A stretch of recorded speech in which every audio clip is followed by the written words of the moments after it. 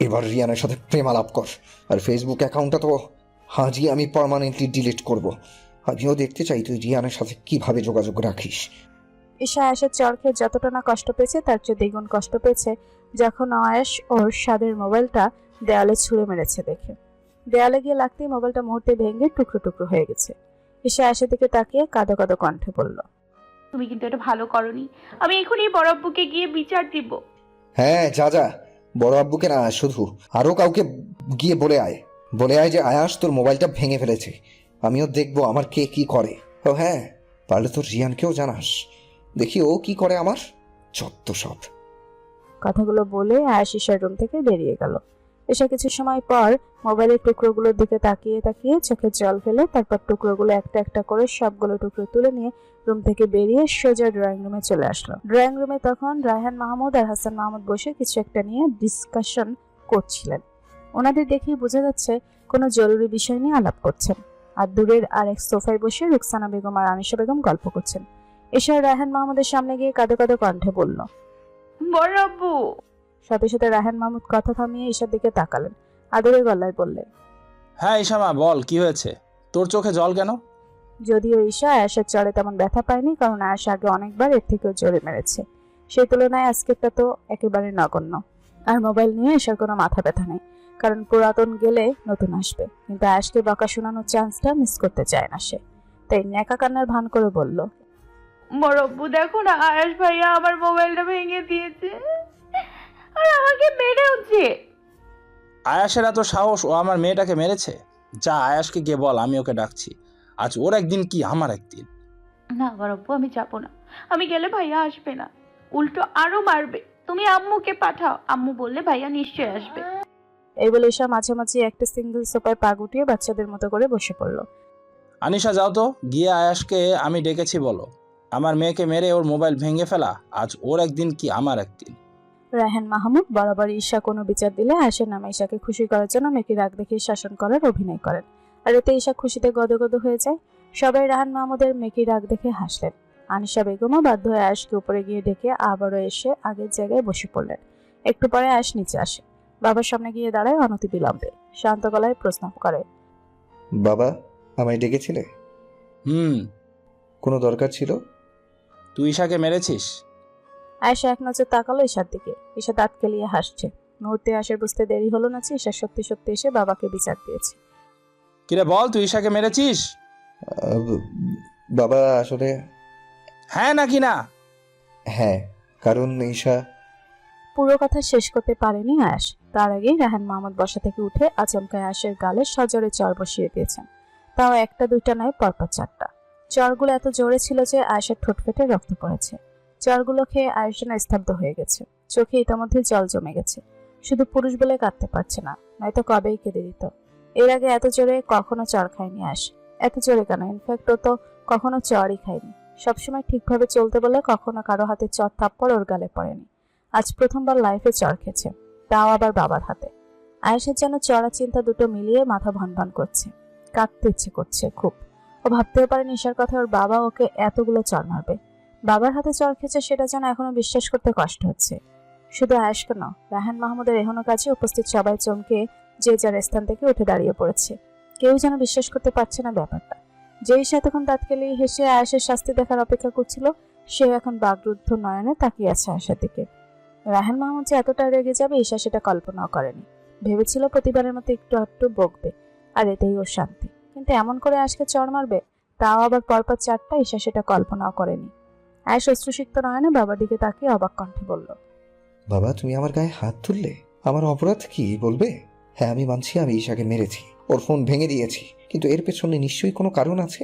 তোমাকে ঈশা আমি মেরেছি সেটা বলেছে, আমি ওর ফোন ভেঙে ফেলেছি সেটা বলেছি, কিন্তু কেন মেরেছি, কেন ওর ফোন ভেঙে ফেলেছি সেটা বলেনি। হ্যাঁ মেরেছি, প্রয়োজনে আরও মারব। আমি কোনো এক্সপ্লেনেশন শুনতে চাইনি।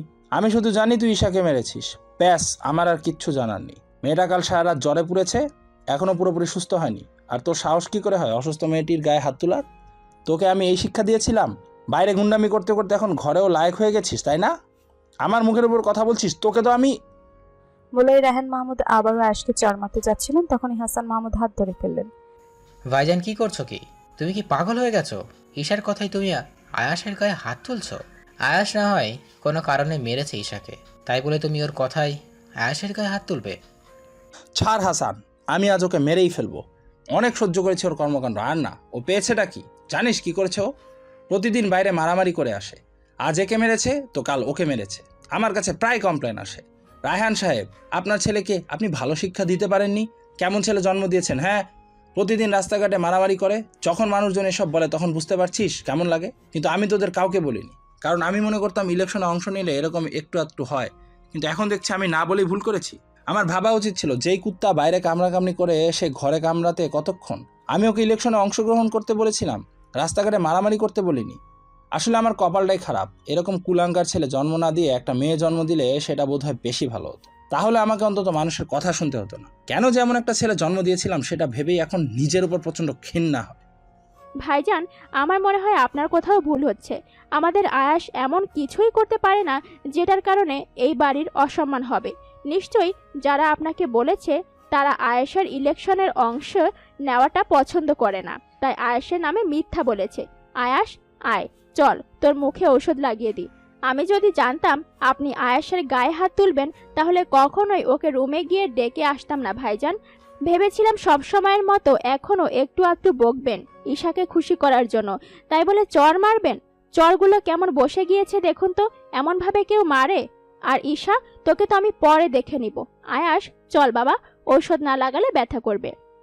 আনিশা বেগমের কথাতেও রায়হান মাহমুদ দমলেন না, বরং রাগী কণ্ঠে বললেন, ওর মতো ছেলে থাকার চেয়ে মরে যাওয়াই ভালো। ভাইজান, আপনি এসব কি বলছেন? পাগল হয়ে গেছেন আপনি? থাক না ছোট মা, বাবা ঠিকই বলছে। আমার মতো ছেলে থেকে কি করবে? তার চেয়ে না থাকাই ভালো। জানি তো, হিংস্র কুকুর কখনো ঘরে রাখতে নেই। আমার মতো কুকুর ঘরে থাকলে যে কোনো সময় যে কারো প্রাণ সংশয় থাকতে পারে। আমার মতো কুকুরে মরে যাওয়াই ভালো, মরে যাওয়াই ভালো। টেনশন করো না, মুখের ওপরে সব ছোটোখাটো ছুতে কিছু হবে না। আমার আমার প্রাণ আবার কই মাছের প্রাণ ছোট মা, সহজেই কিছু হবে না। নয়তো কবেই তোমাদের থেকে হারিয়ে যেতাম। আমারই আসলে ভুল হয়েছে। ঈশার উপর একটু বেশি অধিকার দেখিয়ে ফেলেছিলাম। ভেবেছিলাম বড় ভাই হওয়ার দরুন ওকে দেখে রাখাটা আমার দায়িত্ব, কিন্তু বুঝতে পারিনি যে ওর ভালো চাইতে গিয়ে ওর পথের কাঁটা হয়ে যাব। অতঃপর ঈশার দিকে মিলান হেসে বলল, সরি রে ঈশা, পারলেই অধম থেকে মাফ করে দিস। কথা দিচ্ছি আর কখনো এই আয়াস তোর গায়ে হাত তুলবে না, তোকে কোনো কিছু করতে বাধা দিবে না। তুই যেভাবে ইচ্ছে সেভাবে চলিস। এই আয়াস আর কখনো তোর পথে বাধা হবে না। টেনশন করিস না। আর তোর ফোনটা তো আমি ভেঙে ফেলেছি, কাল নতুন ফোন এনে দেবো। তবে ফোন ফিরিয়ে দিতে পারলেও চরগুলো তো আর ফেরত নিতে পারবো না। তাই পারলে ক্ষমা করে দিস, পারলে ক্ষমা করে দিস। শেষের কথাটা বলতে বলতে আয়াস বৃদ্ধ আঙ্গুল দিয়ে চোখের কোণায় জলটুকু মুছতে মুছতে সিঁড়ি দিয়ে উপর উঠে গেল। ঈশা যেন কি বলবে ভাষা হারিয়ে ফেলেছে, শুধু বাকরুদ্ধ হয়ে আয়াসের কথাগুলো শুনে গিয়েছে। মুখ ফুটে যে বলবে ভাইয়া তোর কোনো দোষ নেই, সব দোষ আমার, সেটাও মুখ দিয়ে বের হচ্ছে না ঈশার। ড্রয়িং রুমের পরিবেশটা মুহূর্তে কেমন যেন বিষাক্ত বাতাসে ছেয়ে গেছে। রায়হান মাহমুদ রেগে মেগে বাইরে চলে গিয়েছেন, আর আয়েশের মা দাঁড়িয়ে দাঁড়িয়ে মুখে শাড়ির আঁচল গুজে কাচ্ছেন। এই মুহূর্তে এমন একটা সিচুয়েশন ক্রিয়েট হবে কেউ ভাবতেও পারেনি। আনিশা বেগম রুকসানা বেগমের পাশে গিয়ে ওনার কাঁধে হাত রেখে অপরাধী গলায় বললেন, সরি ভাবি, প্লিজ তুমি কেঁদো না। ঈশার জন্য আজ আয়াসটা মার খেয়েছে। আমার ভাবতেই ঘৃণা হচ্ছে ও আমার মেয়ে হয়ে এমন একটা কাজ করেছে। প্লিজ ভাবি, তুমি কষ্ট পেও না। আমি আয়াসকে ঔষধ লাগিয়ে দিব, দেখবে কাল সকালে আয়াস ঠিক হয়ে যাবে। রুকসানা বেগম এতক্ষণ সময় ধরে নীরবে শাড়ির আঁচলে মুখ গুজে কাঁদলেও এবার ওনার ধৈর্যের বাঁধ ভেঙে গেল। দুঃখে কেঁদে উঠলেন তিনি, কান্না ভেজা গলায় বললেন, দোষটা আসলে তোমার বা ঈশার নয় আনিশা, দোষটা আসলে আমার কপালে। মানুষটা আমার ছেলেটাকে সব সময় এমন করে। মানুষ ছেলে মেয়েদের সাথে কত সুন্দর করে কথা বলে, কিন্তু ও কি করে, সব সময় আমার ছেলেটাকে তুচ্ছ তাচ্ছিল্য করে। আমি মেরেছি বলে কষ্ট পাচ্ছি না। ও বাবা, আয়াসকে মারার অধিকার আছে ওর, কিন্তু আমার ছেলেটাকে কুকুর বলতে ও একবার মুখে আটকালো না। তুমি বলো, কোনো মায়ের সামনে তার সন্তানকে কুকুর বলছে, সেটা কতটা কষ্টের। কথাগুলো বলতে বলতে রুকসানা বেগম আবারও কেঁদে উঠলেন। আনিশা বেগম কি বলবেন ভেবে পাচ্ছেন না, তাই নীরবতাকে সঙ্গী করে নিয়েছেন। রাতে সবাই ডিনার টেবিলে বসে আছে, শুধু আয়াস বাদে। আয়াসকে এখনো আসতে না দেখে হাসান মাহমুদ বললেন, আয়াস তো এখনো আসছে না দেখছি। ঈশা, একটু আয়াসকে ডেকে আনতো গিয়ে। বল গিয়ে আমরা সবাই বসে আছি ওর জন্য। আচ্ছা আব্বু, আমি এখনই যাচ্ছি। ভাইয়া বোধহয় কাজ করছে, তাই ডিনারের টাইমটা খেয়াল করেনি। বলেই যেই না ঈশা চেয়ার ছেড়ে উঠতে যাবে তখনই আনিশা বেগম বাধা দিলেন। একদম না, ঈশার যাওয়ার দরকার নেই। তুমি কি সন্ধ্যার কথাটা ভুলে গিয়েছো যে আবার এখন ওকে আয়াসের রুমে পাঠাচ্ছ? তোর আয়াসকে ডাকতে যাওয়ার দরকার নেই। আয়াসকে ডাকতে অয়ন যেতে পারবে। অয়ন বাবা, একটু আয়াসকে ডেকে নিয়ে আসো তো। অয়ন চলে গেল আয়াসকে ডেকে আনতে। ঈশা মায়ের কথায় অগত্যা আবারও চেয়ারে বসে পড়ল। আম্মু আমি গেলে কি প্রবলেম? মেয়ের কথা শুনে আনিশা বেগম টেবিলে তরকারি বাটি রাখতে রাখতে রাগী কণ্ঠে বললেন, তুই আয়াসের রুমে গিয়ে ও কিছু বললে আবারও এসে বিচার দেওয়ার জন্য? আমি সেটা হতে দেব না। এখন থেকে তুই আর ওর কাছে যাবি না। ছেলেটাকে মার খাইয়ে শান্তি হয়নি তোর? আরো বাকি আছে। তখনই রুকসানা বেগম বলে উঠলেন, আনিশা, তুমি শুধু শুধু ওকে বকছো। ও ছোট মানুষ, ওর কি দোষ? তুমি মেয়েটাকে বকাবকি করো না প্লিজ। ছোট নাকি ছাই, কথা তো বড় বড় বলতে পারে। কাকে কিভাবে কথা শোনাতে হয়, কাকে কিভাবে মার খাওয়াতে হয় সেটা ও ভালো করেই জানে। তাহলে ছোট হয় কোন দিক থেকে? আনিশা বেগমের কথা শুনে রায়হান মাহমুদ কিছুটা রাগমিশ্রিত কণ্ঠে বললেন, আনিসা, তুমি বোধহয় ভুলে যাচ্ছ আমি এখানে আছি। না ভাইজান, আমি একদম ভুলিনি। আর ভুলিনি বলেই ওকে কথাগুলো বলছি। আয়াসকে তো মেরেইছেন, আমাকেও না হয় কয়েকটা চর বসিয়ে দিন। আনিশা, তুমি কী সব বলছো ভাইজানকে? এইভাবে কথা বলছো কেন? স্বামীর কথা আনিশা বেগম তাচ্ছিল্য হেসে বললেন, আমি যা বলছি একদম ঠিক বলছি। আমি চাই না ঈশার কারণে আয়াস কষ্ট পাক।